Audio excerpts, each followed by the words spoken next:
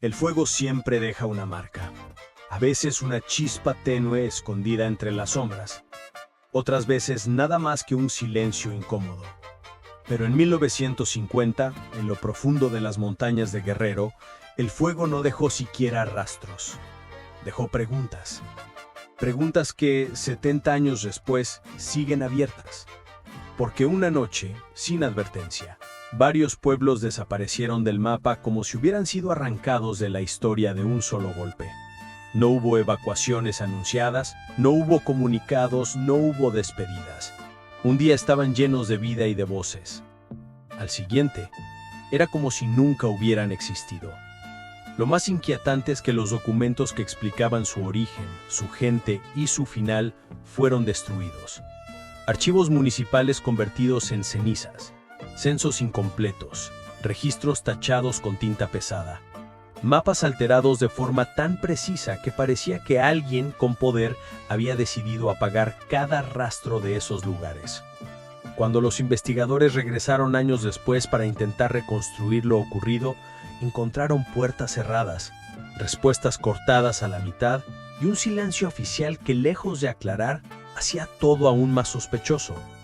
Aún así, entre ese silencio, algunos fragmentos sobrevivieron.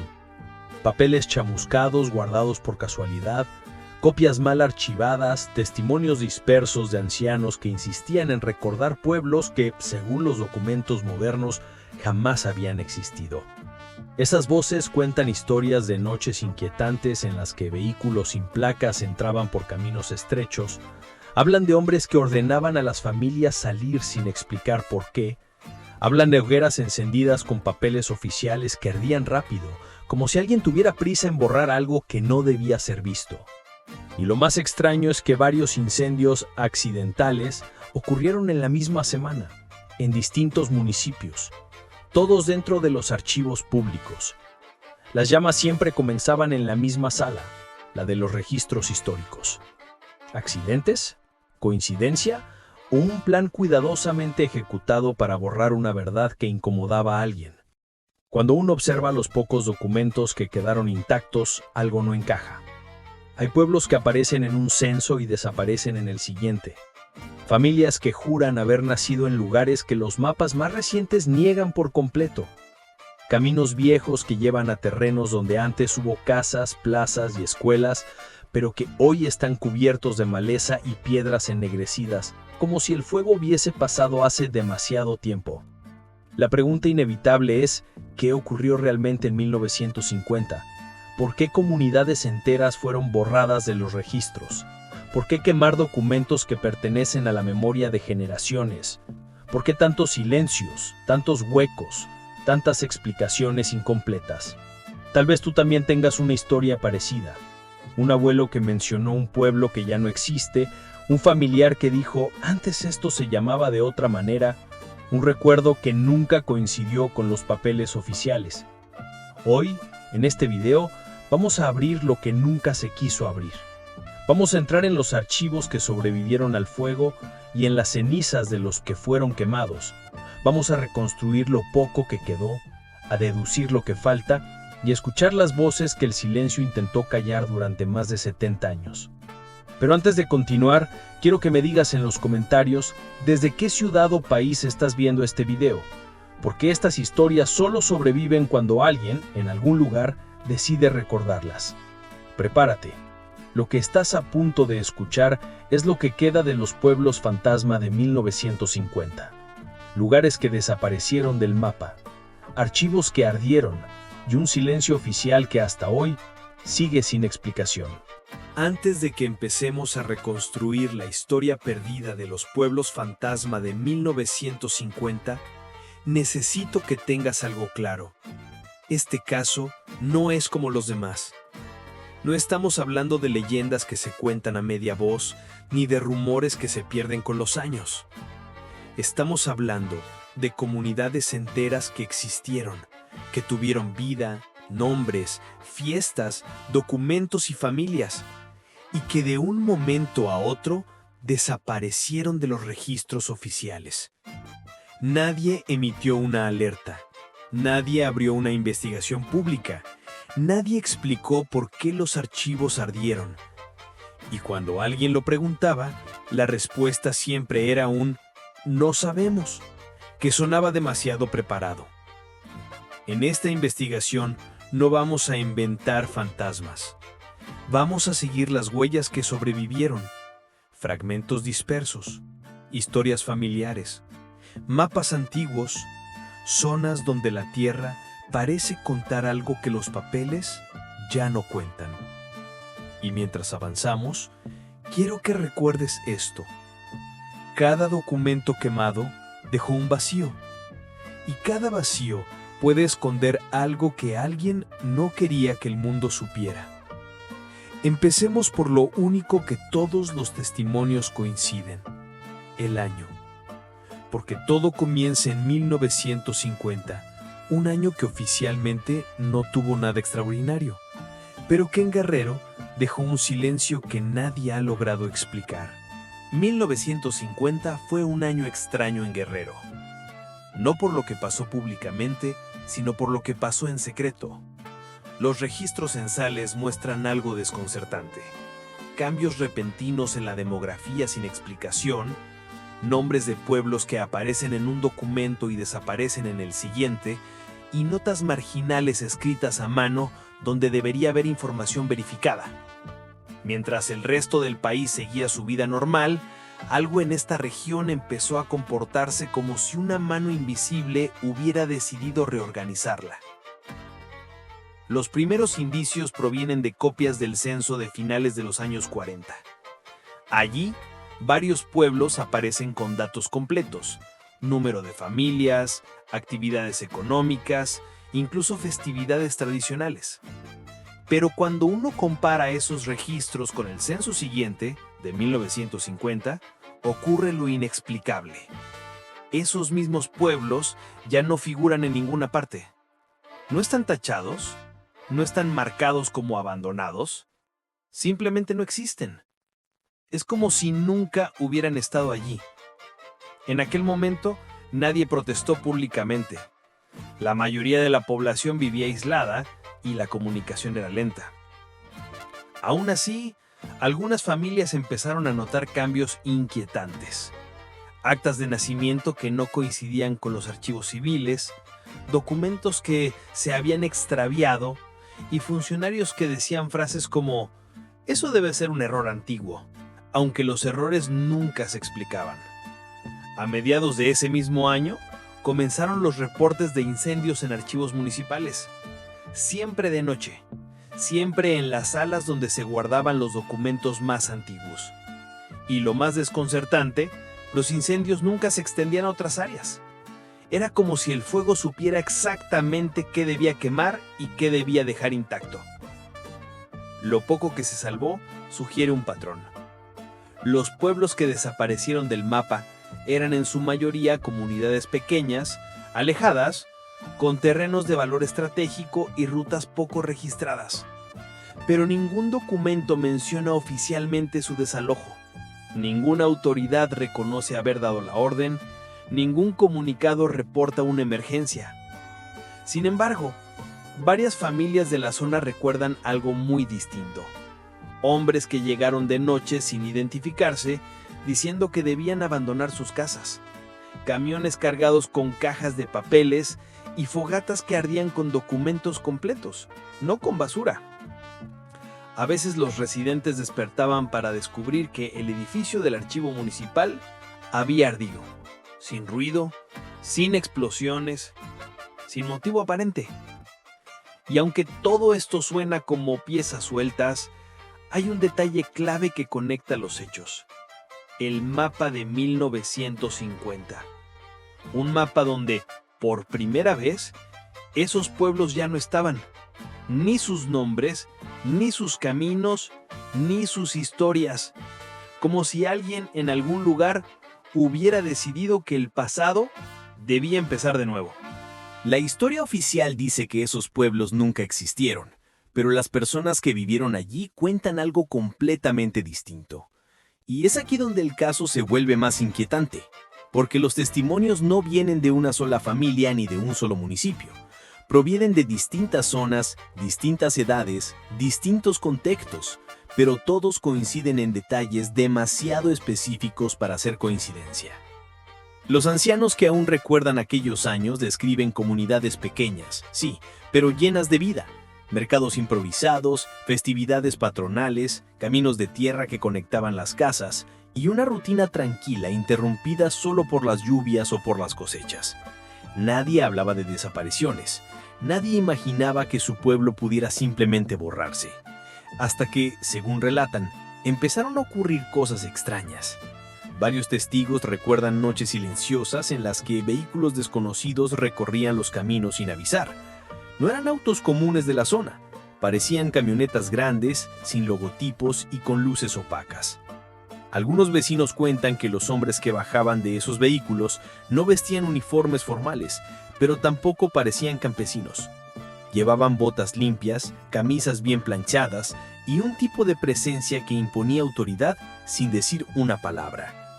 Según algunos testimonios, estos hombres iban directamente a las casas de los líderes comunitarios o al edificio donde se guardaban los documentos. No preguntaban, ordenaban y siempre repetían la misma frase: «Esto no es para discutir, preparen sus cosas». Pero lo más perturbador es que muchos recuerdan algo aún más extraño: cajas llenas de papeles siendo cargadas en las camionetas, papeles que nadie volvió a ver. En otros casos, los documentos no eran llevados, eran quemados en grandes fogatas improvisadas en el centro del pueblo. Los testigos describen cómo las hojas ardían rápido, como si el papel fuera demasiado seco o estuviera preparado para desaparecer sin dejar cenizas visibles. Algunos niños, ahora ancianos, recuerdan haber preguntado a los adultos qué pasaba y haber recibido respuestas tensas. «No mires», «Entra a la casa», «No preguntes». En un testimonio particularmente inquietante, una mujer asegura que vio cómo un hombre sacaba de la caja un libro grande, posiblemente un registro civil, lo abría, lo revisaba y luego lo lanzaba al fuego sin dudar. Según ella, las llamas parecían elevarse justo en ese momento, como si el libro alimentara algo más que una simple fogata. Entre estos relatos hay un patrón que no puede ignorarse. Muchos vecinos recuerdan que, después de estas noches extrañas, el pueblo comenzaba a vaciarse de inmediato. Algunas familias se iban por órdenes directas, otras por miedo, y unos cuantos volvían días después para encontrar sus casas abiertas, los techos parcialmente quemados y los documentos familiares reducidos a restos oscuros. Lo que hace todo aún más confuso es que cuando estas personas intentaron obtener copias oficiales de sus documentos años después, las oficinas municipales respondían con la misma frase: «Ese registro no existe. No se perdió, no se dañó, no se quemó, sino nunca existió». Como si sus propios orígenes fueran un error que alguien había decidido borrar. Y aunque los testigos no se conocen entre sí, sus historias encajan como piezas de un rompecabezas que nunca se quiso armar. Describen las mismas camionetas, los mismos hombres, las mismas fogatas, el mismo silencio. Y cuando diferentes personas de diferentes pueblos recuerdan lo mismo, hay que preguntarse si realmente todos están equivocados o si alguien, en algún lugar, se esforzó en que sus memorias parecieran inventadas. Si los testimonios ya eran inquietantes por sí solos, lo que ocurrió con los archivos municipales convierte esta historia en algo mucho más oscuro. Porque cuando uno estudia los reportes de la época, descubre un patrón tan preciso, tan repetido y tan improbable, que cualquier explicación oficial empieza a desmoronarse.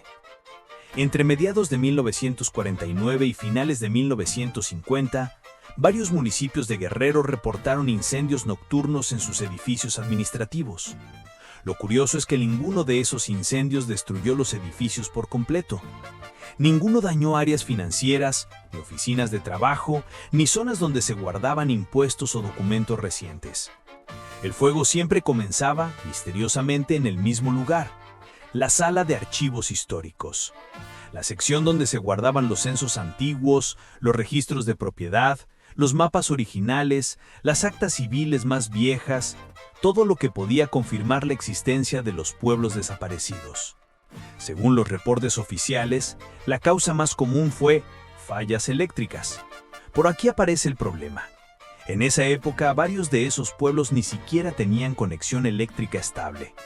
Algunos ni siquiera contaban con cableado interno. Entonces, ¿cómo puede haber un cortocircuito en un lugar sin electricidad?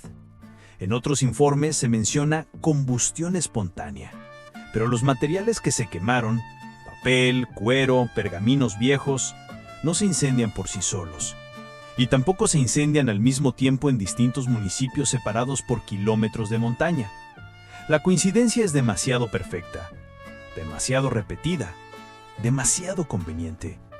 En uno de los casos más extraños, el incendio consumió únicamente el archivo histórico, dejando intactas las estanterías contiguas. Los bomberos locales, en su informe, dijeron una frase que hoy resulta escalofriante. El fuego actuó como si hubiera sido dirigido. Pero hay algo más. Algunos empleados municipales que todavía viven recuerdan que los días anteriores a los incendios aparecían hombres desconocidos haciendo inspecciones. No se presentaban, no daban credenciales, y cuando alguien preguntaba de qué institución venían, respondían de forma evasiva. Lo único claro es que tenían acceso total a los archivos. Y unos días después, el edificio ardía. Otro detalle significativo es que, en varios municipios, los incendios ocurrieron justo después de que las autoridades locales recibieran cajas para reorganizar documentos. Cajas cuyo contenido nadie pudo revisar porque venían selladas. Algunos trabajadores declararon años después que habían recibido órdenes estrictas de no abrir nada y de permitir que los visitantes manejaran los archivos sin intervención. Y entonces, casi como una rutina, el fuego aparecía. Lo que quedó tras los incendios es lo que realmente inquieta. Montones de cenizas homogéneas, demasiado finas para ser resultado de un incendio común. No había restos grandes, ni pedazos de papel parcialmente quemados, ni fragmentos de cuero o tinta. Solo polvo. Polvo negro. Como si lo que se hubiera quemado no hubiera sido papel normal, sino documentos tratados de una forma que facilitara su eliminación total. Un exfuncionario confesó décadas después que el olor de esos incendios no era el de papel quemado. Dijo textualmente, no olía a archivo, olía a químicos. Pero lo más alarmante es que, tras cada incendio, los registros nuevos se reorganizaban de forma precisa. Los pueblos desaparecidos ya no aparecían. Sus nombres eran omitidos. Sus rutas eran sustituidas. Sus tierras figuraban como pertenecientes al municipio más cercano. Sin aclarar cambios de población, sin registro de desalojo, sin documentación de traslado. Nada. Era como si los pueblos hubieran sido absorbidos por la tierra o por alguien que necesitaba que ellos dejaran de existir. Y cuando uno junta todas estas piezas, los incendios selectivos, los hombres desconocidos, el acceso total, el patrón repetido en distintas localidades, la idea de accidentes pierde toda credibilidad. Lo que queda es una pregunta mucho más inquietante. ¿Quién necesitaba borrar la historia y por qué justo en 1950? Si los incendios ya daban señales de algo oculto, los mapas de aquellos años revelan una contradicción aún más difícil de explicar. Porque cuando uno compara los mapas antiguos con los más recientes, descubre que las rutas cambian, los caminos desaparecen y ciertas zonas quedan en blanco, como si alguien hubiera decidido borrar no solo los pueblos, sino las huellas físicas que conducían a ellos. En los mapas de finales de los años 40, varios caminos rurales aparecen claramente trazados, conectando pequeñas comunidades entre sí. Son rutas usadas por campesinos, comerciantes y viajeros locales. Rutas que existieron durante generaciones. Pero cuando uno observa los mapas oficiales de 1950 en adelante, esos caminos simplemente dejan de existir. No están desviados, no están reemplazados, están ausentes, como si nunca hubieran sido parte del territorio. Sin embargo, quienes recorren la zona hoy en día afirman que algunos restos siguen allí. Senderos cubiertos por maleza, piedras organizadas de forma lineal, muros derrumbados que marcan lo que alguna vez fue el límite de un pueblo. Son rastros invisibles para los mapas modernos, pero imposibles de ignorar para quienes conocen la región. Varios cartógrafos independientes que estudiaron los documentos de la época llegaron a la misma conclusión.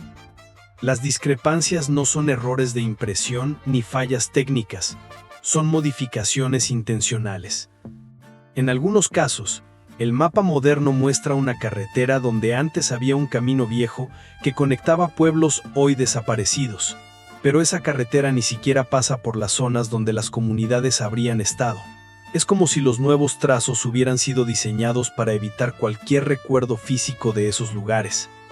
Algunos mapas antiguos incluso muestran nombres de pueblos que en versiones posteriores del mismo mapa ya no figuran. No aparecen como abandonados, no aparecen como destruidos por desastre natural, no aparecen con anotaciones de despoblado, simplemente se esfuman.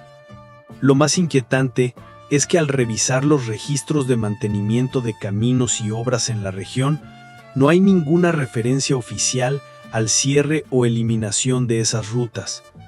Ni un documento, ni un decreto, ni una autorización. Es como si las rutas hubieran desaparecido por arte de magia, o por intervención de alguien que no dejaba rastro escrito. Los habitantes más antiguos de Guerrero recuerdan que esas rutas eran esenciales. Permitían el paso de mercancías, conectaban familias, eran usadas para festividades y recorridos religiosos. No eran caminos secundarios, eran parte de la vida diaria. Entonces, ¿por qué desaparecerlos de todos los registros oficiales? Un testimonio particularmente revelador proviene de un ex empleado de cartografía estatal, que aseguró, bajo anonimato, que a principios de los años 50 se les ordenó actualizar todos los mapas de la región. Pero según él, la actualización no consistía en agregar información nueva, sino en retirar caminos, borrar nombres y modificar trayectorias. Cuando preguntaron por qué, la respuesta fue simple y seca: indicaciones federales, sin más detalles, sin explicaciones y sin documentos que mostraran esas supuestas órdenes. Pero lo que hace este caso aún más inquietante es lo siguiente.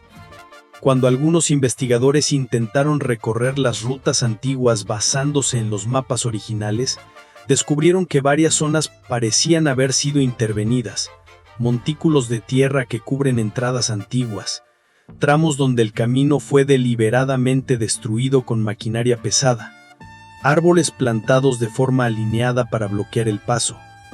Es demasiado trabajo para esconder un simple camino rural. Demasiado esfuerzo para ocultar pueblos que, según los registros oficiales, nunca existieron. Y es aquí donde surge la pregunta que nadie ha podido responder. ¿Por qué borrar rutas que llevaban a lugares que, supuestamente, nunca estuvieron allí? ¿Quién decide reescribir un mapa? ¿Y qué buscaban esconder al hacerlo? Si los mapas son la memoria física de un territorio, alguien intentó cambiar esa memoria desde la raíz. Y lo hizo con precisión milimétrica. Hasta hoy, los pueblos fantasma de 1950 siguen envueltos en un silencio que nadie ha conseguido romper por completo. Las historias de las familias, los rastros en los caminos, los mapas que no coinciden y los incendios que siempre quemaban lo mismo, forman un rompecabezas incompleto pero demasiado preciso para ser ignorado. Tal vez nunca sepamos con absoluta certeza qué ocurrió realmente en aquella época. Tal vez los documentos que podrían explicarlo fueron reducidos a cenizas para siempre. Pero una cosa es segura: mientras haya personas dispuestas a recordar, investigar y preguntar, la historia jamás desaparecerá del todo. Lo que las llamas intentaron borrar, hoy vuelve a levantarse en testimonios, en relatos y en las huellas que aún resisten en la tierra. Y si algo aprendimos en este viaje, es que la memoria no depende solo del papel, depende de quienes la llevan consigo. Si alguna vez escuchaste una historia parecida, si en tu familia se mencionó un pueblo que ya no aparece en los mapas, si tienes recuerdos de nombres que hoy parecen fantasmas, déjalos aquí abajo en los comentarios. Cada fragmento puede ayudar a reconstruir lo que otros quisieron que nunca supiéramos. Gracias por acompañarme hasta el final. Si este episodio te hizo pensar, te invito a suscribirte a Fuego y Misterio, donde seguimos encendiendo las historias que el tiempo, o alguien intentó apagar. Nos vemos en el próximo capítulo. Y recuerda, hay silencios que hablan. Si sabes escucharlos,